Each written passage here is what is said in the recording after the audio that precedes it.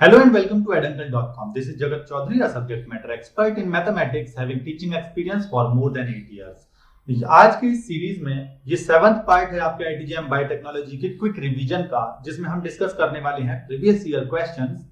साथ के साथ मैं आपको कुछ मोस्ट एक्सपेक्टेड क्वेश्चंस यहाँ पर कराने वाला हूँ और उसके बाद आपके लिए कुछ एक्सरसाइज क्वेश्चन है। वीडियो को एंड तक देखिएगा, आपके लिए कुछ एक्सरसाइज क्वेश्चन हैं, उन्हें आप खुद से ट्राई कीजिए और देखिए आप उन्हें कितना कर पाते हैं। और इसके लिए आप जो है, अगर आपको कोई क्वेश्चन पूछना हो, डाउट पूछना हो, तो आप एडेंकल की ऐप पर जाकर के क्वेश्चंस पूछ सकते हैं। आगे बढ़ते हैं। आज के टॉपिक जो हमारा डिस्कशन रहने वाला है किस बात पर होगा, प्रोबेबिलिटी। उसके बाद हम देखेंगे कुछ स्टैटिस्टिक्स के क्वेश्चंस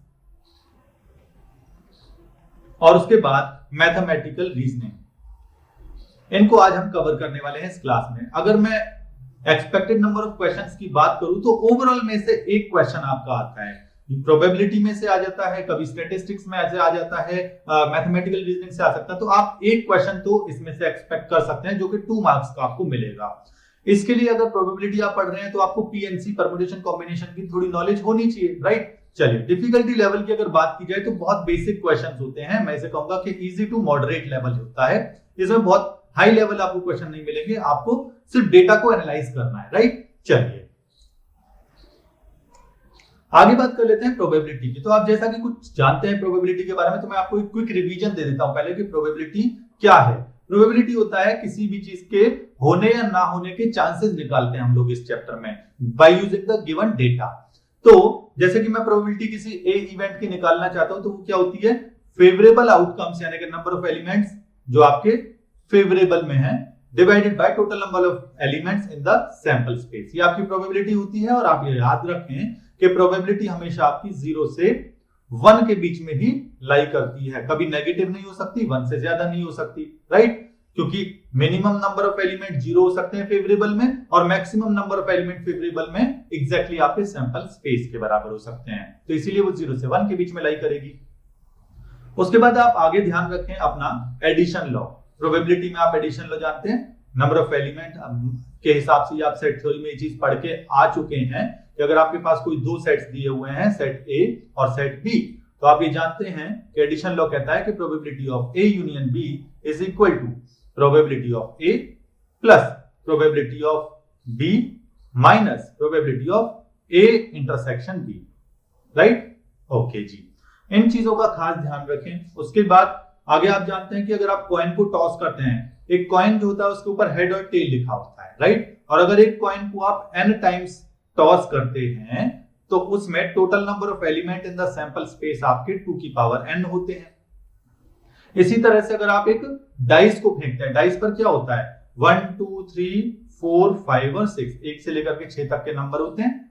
अगर एक ही डाइस को आप n टाइम्स फेंकें या फिर n डाइस को एक बार फेंके, बात एक ही है, उसमें number of element in the sample space आपका कितना 6 की पावर n होता है, राइट। चलिए, तो इन पर कुछ क्वेश्चंस करना स्टार्ट करते हैं। और सारा का सारा आपको पहले डेटा बनाना होता है इन चीजों का, ठीक है ना। आपको एनालाइज करना पड़ेगा और डेटा क्रिएट करना पड़ेगा, केवल प्रोबेबिलिटी तभी आप निकाल पाएंगे, राइट। चलिए जी, तो क्वेश्चन के थ्रू देखते हैं। पहला क्वेश्चन देखते हैं हम लोग क्या कहता है। ये कहता है an urn contain 10 items out of which 4 are defective. आपके पास एक बैग है, उसके अंदर 10 आइटम टोटल है और उन 10 में से 4 डिफेक्टिव है और 6 अच्छे हैं, राइट। सीधी सी बात है, अगर 4 डिफेक्टिव है तो 6 अच्छे भी तो हैं। ये रहा आपके पास 4 डिफेक्टिव और 6 हो गए आपके गुड। ओके जी। उसके बाद है 3 items are chosen at random from the urn. इसमें से निकाले आपने 3 चीजें निकाली। Probability that exactly 2 out of which 2 from chosen item are defective. यानी कि भाई पहला आइटम निकालो चाहे वो अच्छा हो या खराब हो, दूसरा निकालो चाहे वो अच्छा हो या खराब हो, तीसरा निकालो चाहे वो अच्छा हो या खराब हो। 3 तो आपको निकालने हैं, प्रोसेस रुकना नहीं है।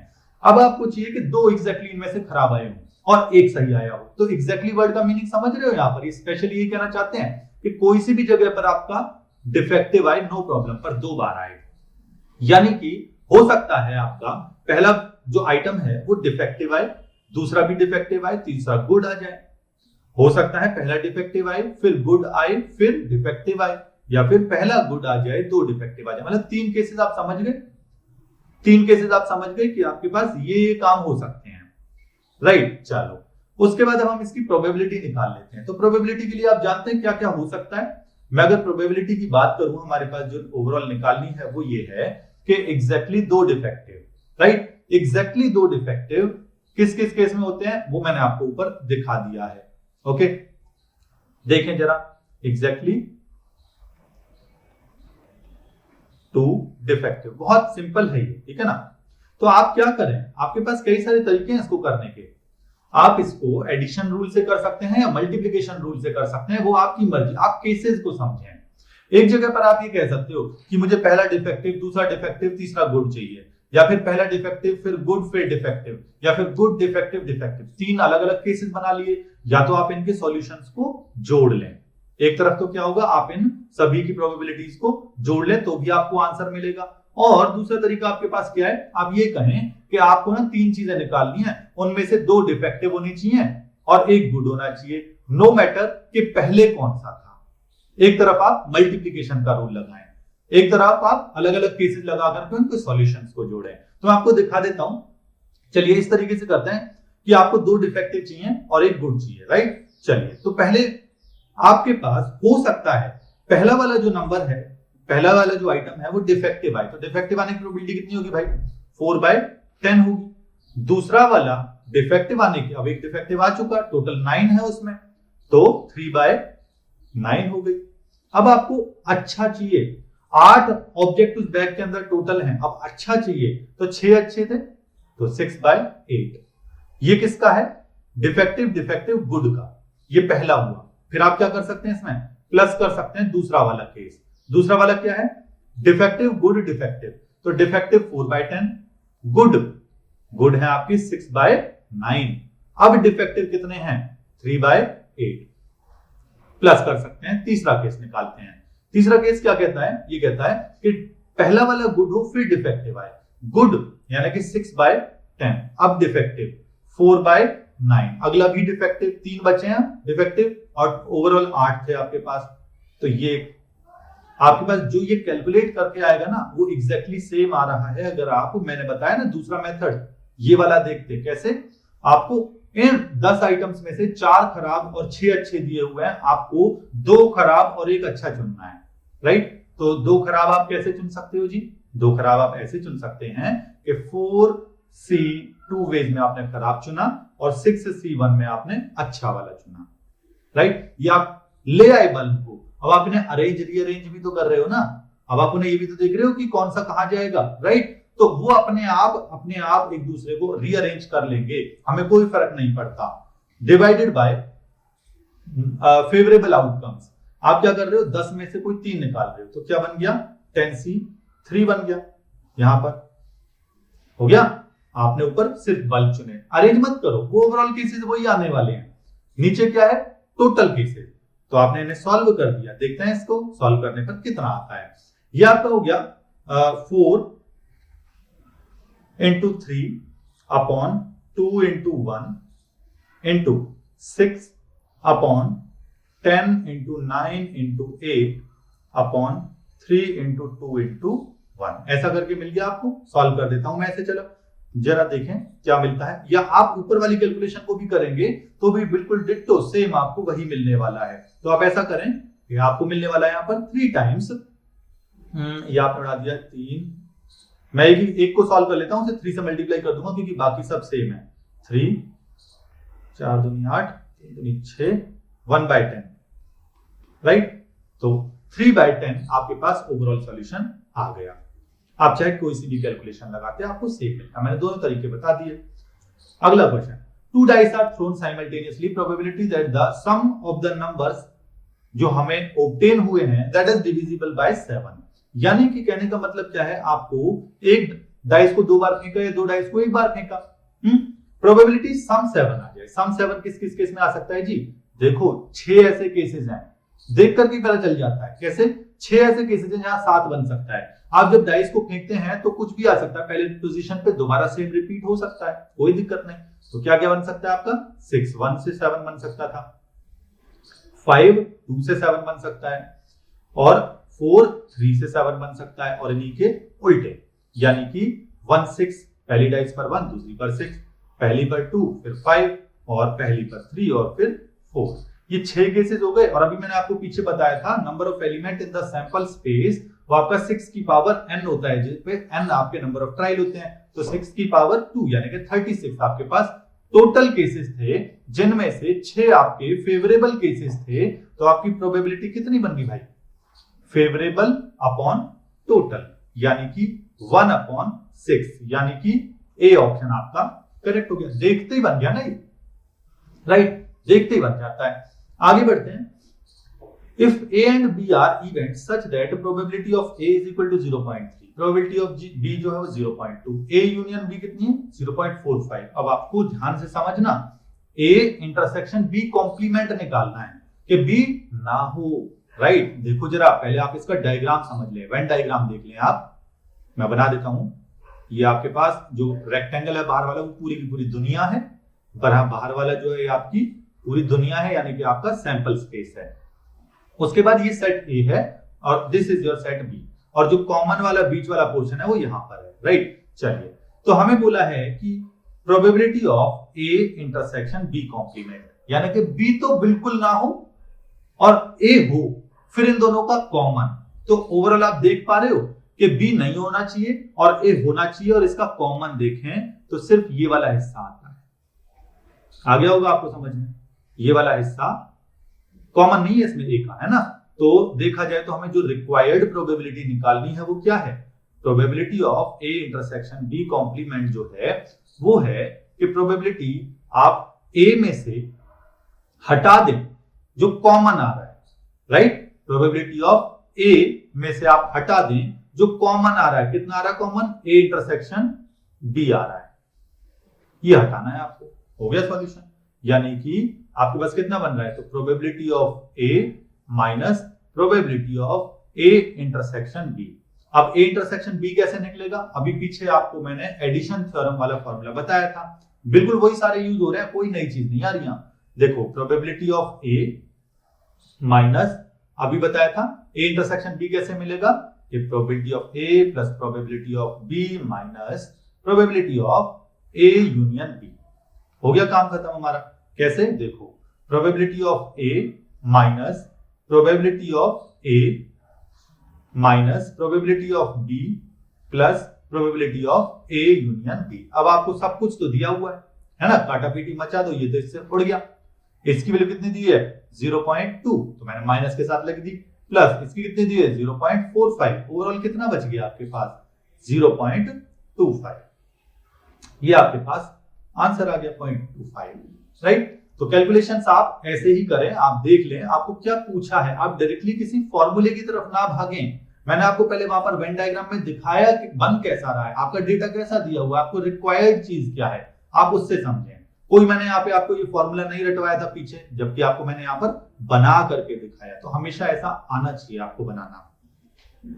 नेक्स्ट क्वेश्चन है, u इज इक्वल टू 1 2 3 4 5 का एक सेट है। S is chosen uniformly at random from the non-empty subsets of U. What is the probability that S does not have any two consecutive element? मतलब आपको क्या करना है, 1 2 3 4 5 ये सेट जो दिया हुआ है ना, इसके एलिमेंट्स से कुछ सबसेट्स बनाने हैं। बहुत सारे सबसेट बन जाएंगे ना, राइट। आप जानते हो कि 2 की पावर n बनते हैं। अगर आपके पास कोई एक सेट दे रखा है जिसके अंदर नंबर ऑफ एलिमेंट्स मान लीजिए n होंगे, तो इसके नंबर ऑफ सबसेट्स जो होंगे ना वो कितने होते हैं? नंबर ऑफ सबसेट्स वो होते हैं 2 की पावर n। लेकिन उन्होंने कहा है नॉन एम्प्टी होना चाहिए। नॉन एम्प्टी मतलब खाली ना हो, इनमें से एक एम्प्टी भी होता है। तो नॉन एम्प्टी कितने बन गए? एक हटा दो, नॉन एम्प्टी आपके आ गए 2 की पावर n माइनस 1। तो इस केस में n नंबर ऑफ एलिमेंट कितने दिए हुए आपको? 5। यानी कि आपके पास जो number of element in the sample space बनेगा, यानी कि total number of non empty subsets, n क्या है? Number of non empty subsets. बहुत सही, इसका खास ध्यान रखना। वो कितने हैं? 2 की पावर 5 माइनस 1। अभी बताया था आपको, तो 31 बन गया। फिर ये आपके टोटल हो गए। अब फेवरेबल पर आता है। भाई फेवरेबल में क्या पूछा है?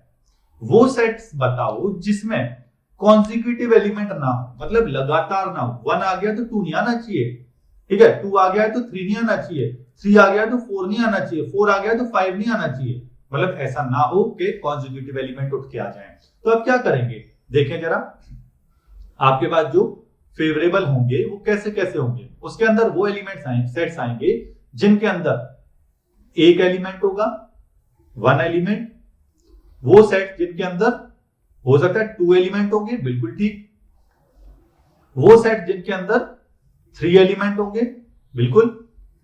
क्या 4 एलिमेंट पॉसिबल है? क्या आप इन 1 2 3 4 में से 4 ऐसे नंबर छांट सकते हो कि लगातार कोई ना रहे? ऐसा हो ही नहीं सकता भाई, कोई से भी 4 लोगे तो लगातार वाले तो आ ही गए। इसका मतलब है 4 और 5 एलिमेंट आपके सॉल्यूशन में नहीं है। ओके, वो फेवरेबल नहीं है। ओके, एक एलिमेंट वाले कितने हो सकते हैं? कोई सा भी आ जाए, आपको क्या करना है, इनमें से एलिमेंट्स चुनने हैं। तो सिर्फ 1 ले लिया, सिर्फ 2 ले लिया, सिर्फ 3, सिर्फ 4, सिर्फ 5, तो 5 ऐसे हैं, right. Plus number of elements, 2 element वाले, नंबर ऑफ सेट जिनमें 2 एलिमेंट सेट के अंदर हो। तो आप 2 ऐसे कैसे चुनेंगे? देखो, आपको 2 ऐसे चुनना है लगातार ना हो, तो 1 का 4 के साथ, राइट, और 1 3 के साथ, 1 5 के साथ, फिर 2 का रिलेशन। 2 देखो ना 1 के साथ आ सकता ना 3 के साथ, 2 4 और 2 5, फिर 3 का, 3 4 के साथ नहीं आ सकता ना, 3 किसके साथ आ सकता है? सिर्फ और सिर्फ 5 के साथ। टोटल कितने हो गए जी? 6 हो गए।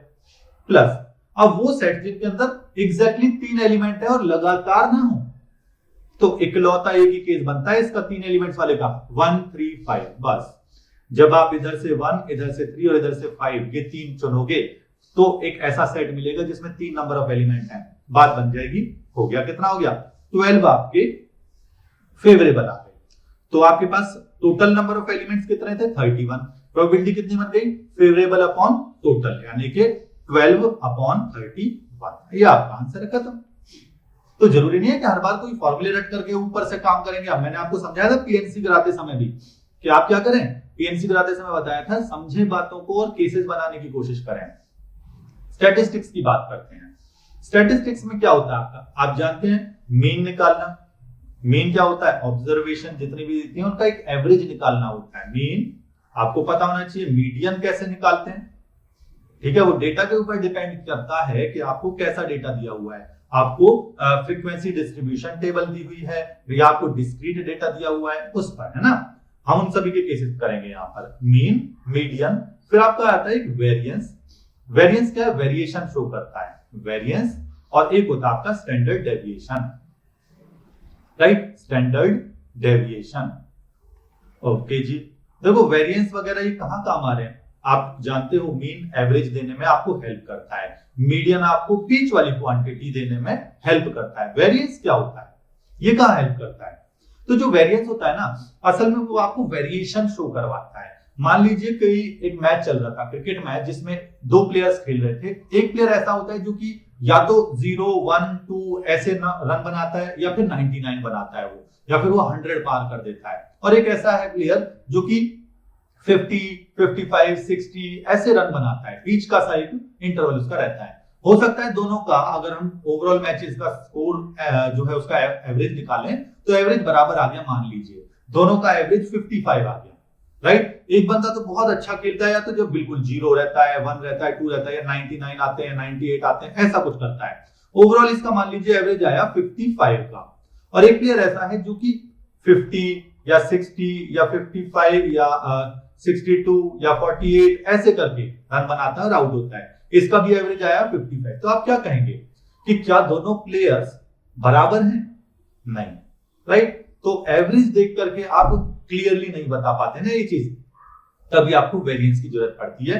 अब आप यहां पर वेरिएशन निकालेंगे कि भैया इसका जो ये देख रहे हैं आप डेटा दिया हुआ है, इसमें काफी वेरिएशन है, तो डावाडोल है मामला, ये वाला टिक सकता है ना, ये टिक सकता है, तो ये ज्यादा अच्छी चीज है, राइट। तो वेरिएंस निकालने के लिए आप अलग अलग डेटा अगर आपको दिया हो तो उसके हिसाब से हम अलग अलग फॉर्मूला यूज करते हैं। स्टैंडर्ड डेविएशन क्या होता है? वो आपका रूट ऑफ वेरिएंस होता है, स्क्वायर रूट ऑफ वेरिएंस आपको स्टैंडर्ड डेविएशन देता है।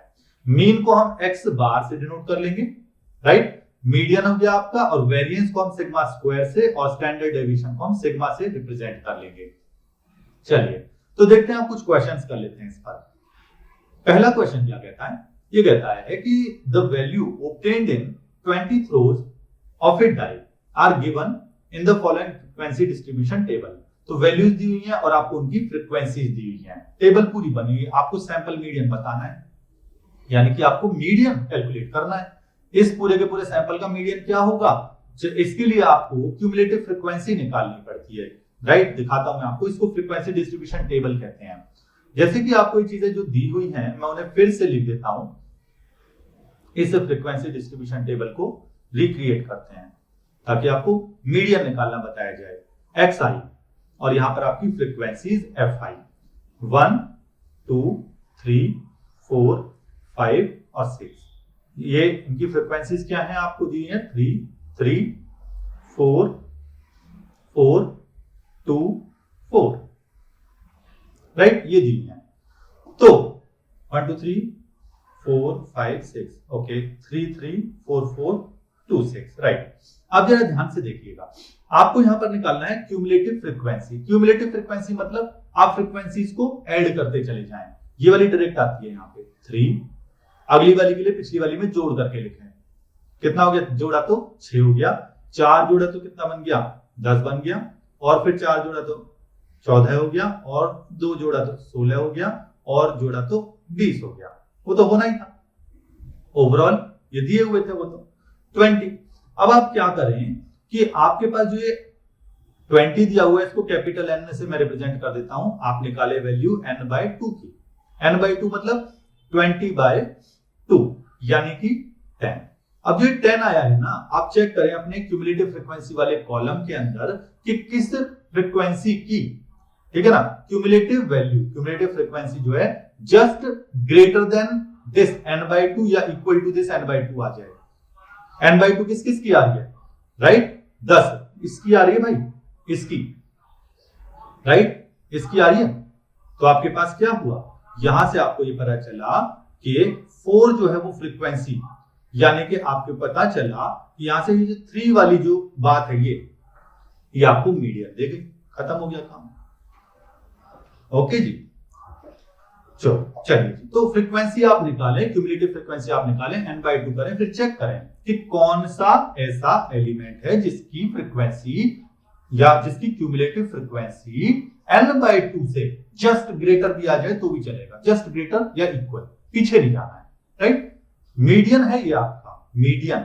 और चलिए जी, अब आगे देखते हैं अगले क्वेश्चन की तरफ। अगर आप इसे डायरेक्टली भी देखने की कोशिश करें ना, तो ये मीडियन कैसे निकला, आपने अपने पूरे डाटा को ना असेंडिंग या डिसेंडिंग ऑर्डर में ना लगाया हुआ होता है, यानी कि आप इसे पूरी तरह से जब लिखने की कोशिश करेंगे तो आप ऐसे लिखेंगे ना कि 3, एक बच्चे का 3 आया, राइट, 2 लोगों का क्या आया, फिर से 3 3 3, उस वाले का कितना आ रहा है, 3 का आया 4 4 4 4 4, फिर और अगले का भी 4 4 बार का, इसी तरह से 2 आया, फिर ऐसे 100। आप देखें 20 ऑब्जर्वेशन आपके पास टोटल थी, उसमें से आपको बीच वाला चाहिए था मीडियन, 10वां कौन से वाले का आ रहा है, आप यहां से कैलकुलेट करेंगे तो भी आप यही पाएंगे कि ये वाली चीज के केस में आ रहा था 10वां, राइट। इन्हें बार पूरा लिख लें या तो, पर पूरा लिखने के लिए आप छोटे डेटा पर तो काम कर सकते हो, अगर आपको हजारों फ्रीक्वेंसी दे दी जाए तो उस केस में आपको क्या करना पड़ता है, ये चीजें लगानी पड़ती हैं,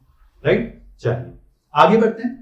नेक्स्ट कहता है the median y of the following data, इसका पूरे के पूरा आपको मीडियन बताना है। जैसा कि अभी मैंने पीछे भी आपको बताया था कि आपको क्या करना है, आपको क्यूमुलेटिव फ्रीक्वेंसीज निकालनी है। मैं दिखा देता हूं दोबारा से निकाल के, क्यूमुलेटिव फ्रीक्वेंसीज आप निकालें, चाहे तो आप इसको खुद से भी कैलकुलेट कर सकते हैं। यहां पर आप अपना xi, यहां पर आप अपना fi और यहां पर आप अपना क्यूमुलेटिव फ्रीक्वेंसीज लिखें, राइट, 1 2 3 4 5 और 6। तो यहां पर क्या आ जाएगा आपका, वही 22, फिर 12, 10, 14, 16 और 20। आप क्या करें, इन्हें जोड़ना शुरू कर दें, बताया था आपको, ये 22 हो गया, ये 34 हो गया, ये जोड़ा तो 44 हो गया, ये जोड़ा तो आपका 58 हो गया, और ये जोड़ दिया मैंने आपका 64 74 हो गया, और ये जोड़ दिया तो 94 हो गया, राइट। अब आप जानते हैं आपको क्या करना है, आपको क्या करना है, इसमें आपको ये देखना है कि ये कितनी है, डिवाइडेड बाय 2, फिर क्यूमुलेटिव फ्रीक्वेंसी से जस्ट ग्रेटर वाली कौन सी है, तो आप ये खुद करेंगे। अब ये आप खुद करेंगे, है ना, n/2 आप निकालेंगे, n की वैल्यू आपको 94 दे रखी है। अब मैं समझता हूं कि आप पिछली वाली चीज का यूज करके डायरेक्टली इसका कैलकुलेशन कर पाएंगे। ओके, बिल्कुल सेम उसी तरीके से आया हुआ क्वेश्चन है ये। आगे बढ़ते हैं अगले क्वेश्चन पर। नेक्स्ट है मैथमेटिकल रीजनिंग की बात की जाए। Write the contrapositive of the following statement. ये जो आपको एक स्टेटमेंट दी है इसका कॉन्ट्रापॉजिटिव बताना है आपको, है ना। तो if a number is divisible by 9 then it is divisible by 3। कहने का मतलब क्या, आप इसको पढ़ें ध्यान से, अपने इमेज बनाएं इसकी कि ये कहना क्या चाहते हैं, फिर इसका कॉन्ट्रापॉजिटिव आप कैसे निकाल पाएंगे, इसका उल्टा कैसे कर पाएंगे कि वो सच भी हो। देखिए जरा, अगर हम बात करें contrapositive of the following statement, if a number is divisible by 9 then it is divisible by 3। भाई अगर कोई नंबर 9 से डिवाइड होता है तो वो 3 से डिवाइड हो रहा था, राइट। कोई नंबर 9 से डिवाइड हो रहा है तो वो 3 से डिवाइड हो रहा था। मैं इसका कॉन्ट्रापॉजिटिव निकालना चाहता हूं तो इसका उल्टा कैसे करेंगे कि जो सच हो वो होगा कि भाई अगर कोई नंबर, दुनिया का कोई नंबर 3 से डिवाइड नहीं हुआ तो वो 9 से डिवाइड हो भी नहीं सकता। यही तो है।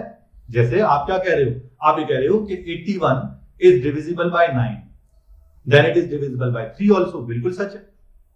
मैं क्या कह रहा हूं कि अगर कोई नंबर, मान लीजिए 25 इज नॉट डिविजिबल बाय 3, नहीं है ना, then it is not divisible by 9, right. मुझे उसका कॉन्ट्रापॉजिटिव बताना है, तो हो गया हमारा काम कि if a number is not divisible by 3 it is not divisible by 9, खत्म, राइट। चलिए, तो ये मैथमेटिकल रीजनिंग काफी इंपॉर्टेंट टॉपिक होता है, लेकिन इसके क्वेश्चन बड़े इजीली हो जाते हैं, राइट। इसके लिए आपको ज्यादा नहीं, आपको सिर्फ स्टेटमेंट्स को समझना है और चीजों को पढ़ना है। इसमें बहुत ज्यादा कोई फॉर्मूले तो लगते नहीं, राइट। आपको सिर्फ उन चीजों को समझना होता है और काफी इंपॉर्टेंट होता है ये।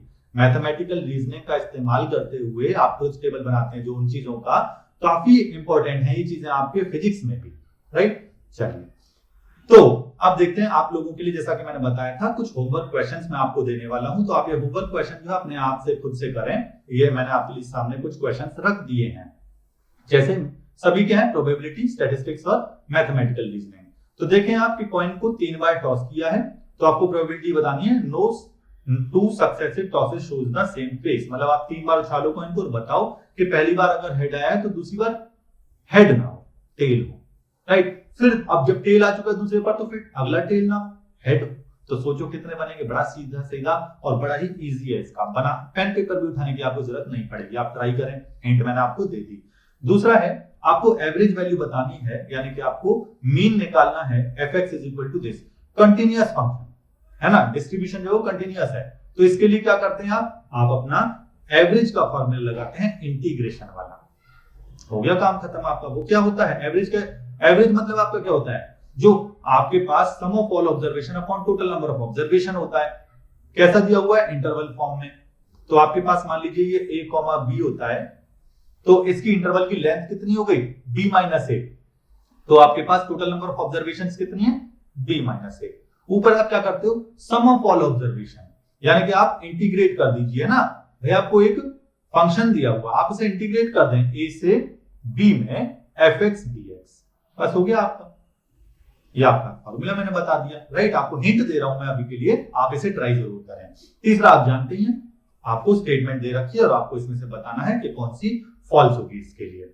चलिए, तो इस सेशन में इतना ही, अब मिलते हैं अगले सेशन में। Thank you for watching this session. और आप जो है एड अंकल की वेबसाइट पर जा सकते हैं और एड अंकल की ऐप डाउनलोड कर सकते हैं, जहां आप अपने डाउट्स पूछ सकते हैं, जहां आपको इंडिया नंबर 1 कोचिंग मिलती है IIT जेम्स, SIR नेट और UGC नेट के लिए। चलिए जी, तो मिलते हैं अब अगले सेशन में। Thank you for watching this. और इन क्वेश्चंस को आप कर लें, और प्रोबेबिलिटी, स्टैटिस्टिक्स और मैथमेटिकल रीजनिंग का ये सेशन यहाँ पर कवर होता है।